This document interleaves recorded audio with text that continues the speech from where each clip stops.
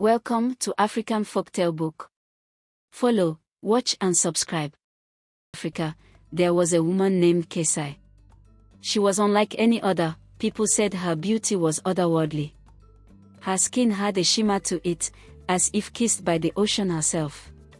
Her voice was like the gentle crash of waves, soothing but always carrying a strange echo. But Kesai didn't live in a house on the shore like everyone else. Instead, she lived alone in a small hut that stood close to the water's edge, where the land met the deep sea. No one knew where Kesai had come from. She had simply appeared one night, drifting ashore during a storm. The elders of the village took her in, but they noticed something strange about her. She never ate the food offered to her. Fish and fresh water were all she would accept. And each night, she would vanish, only to return at dawn, her feet wet, and sometimes her clothes would be stained with sand and bits of seaweed. As time passed, people began to murmur about Kesai. Children were warned not to go too close to her, and fishermen avoided her gaze when they passed her hut. But those who dared look closely saw her eyes were deep and dark, like the ocean itself, a place you could easily get lost in. The disappearances began. One night, the village lost its first soul. A young fisherman named Abesai didn't return home after sunset. His family was worried, and the villagers searched the shores and called his name, but there was no sign of him. Only his boat drifted back the following morning, empty and silent. People assumed he had been swept away by the unpredictable waves. A few days later, another villager disappeared. This time it was an elderly woman, a respected healer. People whispered that she had been last seen wandering near the shore, where Kesai's hut stood. Again, she was never found. Some villagers were beginning to sense a pattern, and suspicion grew around Kesai. But when confronted, she only smiled, a smile as cold as the sea breeze, and said nothing. The mystery unfolds. One young man, Nia, decided to uncover the truth. Nia was brave and deeply curious. He was one of the few who dared to speak to Kesai, though always with caution. He had noticed strange things about her, the way she would sometimes stare at the ocean as if in a trance, the way her fingers glistened in the moonlight, like scales.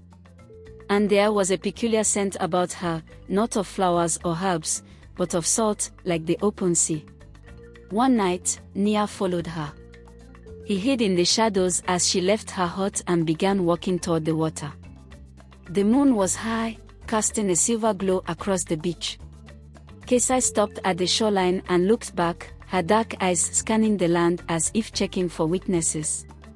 When she thought she was alone, she sang a soft, haunting melody that seemed to drift into the night like mist. The sound was unlike anything Nia had ever heard. It called to him, tugging at his heart, but he resisted. Slowly, Kesai waded into the water, her form blending into the waves. Nia crept closer, trying to stay hidden. He watched as she disappeared under the surface, and for a moment, he thought she was gone. But then, something stirred beneath the waves. Rising from the water was a shadow, a long, sinuous tail with scales that shimmered in the moonlight. Kesai was not just a woman, she was something else, something ancient and dangerous, the human mermaid. The curse of the mermaid. Nia had heard stories of mermaids before.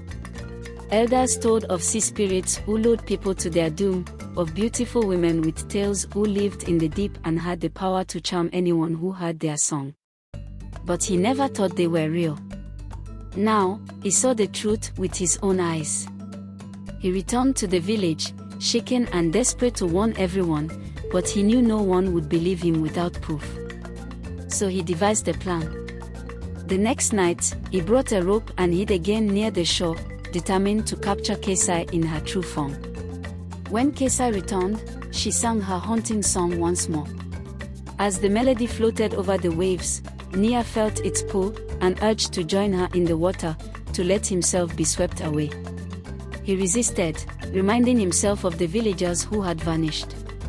When she was deep in her trance, he moved quickly and threw the rope around her, binding her arms.